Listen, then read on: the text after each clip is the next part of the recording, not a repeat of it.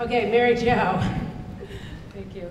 Let's see. Well, I've been greening film sets since 2004, and in the beginning felt a little bit like a pioneer, and also had a mixed reaction. I'm glad to see that things have come so far.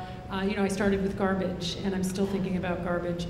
In addition to all the things that Steve has done in Law and Order, which I have adopted over the years on every production, and the key is that every production I would learn and say, you know what, on the next production I'm going to do something, I'm going to do more and more and more and more. And on the last film, I would say the two things that we did that taking all the sustainability things a step further was with our garbage, we composted very aggressively in our office, our catering, craft service, and as well as using the compostables that are very common now.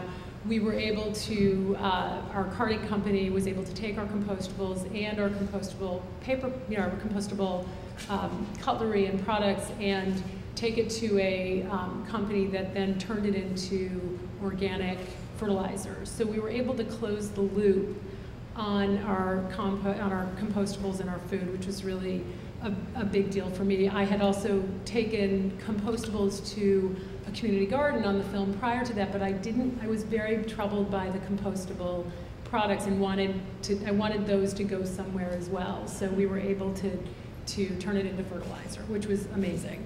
And then water has been always on my mind, and it is such a big global issue these days. And I started to become even troubled by why are we even refilling plastic water bottles with 5-gallon water jugs. And on our last film, we were at a location at a house in Westchester for 7 days, and we used the tap water. And we have some of the best tap water in New York State, and there's no reason not to use it. To make the crew feel a little safer, Brita donated a special adapter for a garden hose, and our craft service and caterers were able to use that Brita adapter on a garden hose, and we actually had New York State tap water, which I'm really proud of. And the next movie I'll do something else. I'll do something even more aggressive. Yeah. Awesome. I just want to ask, you shot a movie overseas, and you did, and maybe this is for the next part of the conversation, yeah. But are they ahead of us or behind us in some of those countries where you were shooting? Well, the countries that I shot in Cairo, Jordan, and Kuala Lumpur. Mm-hmm. And, I was sort of horrified when I got there because I have not drank out of a plastic water bottle in over 2 years, and got there and went, oh no, there's no tap water that's usable or that's safe, and we were drinking out of plastic water bottles. And in Cairo, I naively kept asking, I actually tried to communicate to all of the production services companies that were serving the productions, talk to them about recycling. Does it exist? What do and in Cairo, it was really interesting. They kept saying, don't worry, don't worry. It felt like they were sort of laughing or joking, sort of, yeah, we recycle, no problem. And they said, but don't worry, it'll get picked up, just put it in the trash. And you're going, really? Is this really happening? And what I came to learn was that they actually had the Zebelin, which is a garbage community, a poor community in Cairo that came and picked up the garbage and sorted it. And I then sort of did more research and found there's a documentary actually called Garbage Dreams that really lays out what's happening there. The city has tried to modernize their recycling program, and the Zebelin community is actually losing their livelihood. And there are statistics that show that the Zebelin were actually recycling 80% of their waste, and the new modernized system is only recycling about 20%.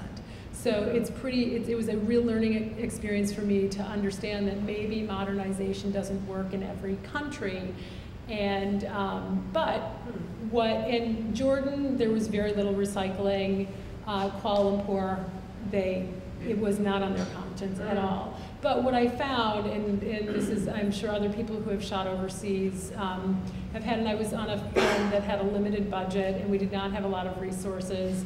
But what happened in being in the place, we became much more inventive as filmmakers, and we made do with the things with what was in front of us. And we have this tendency in the film industry to overprotect and overcover and shop and buy and give the director 16 options and because everybody wants to protect their jobs, or maybe the director's not communicating and they have to try to figure out what it is, they have to put it in front of them.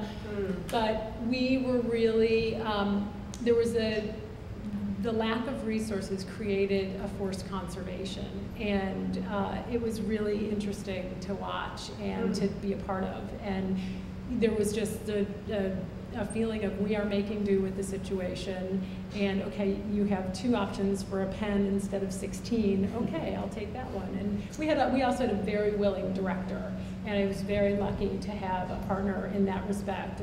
The director and the producers were on board 100%, and Doug Lyman, who directed the film, was all about simplicity on that one.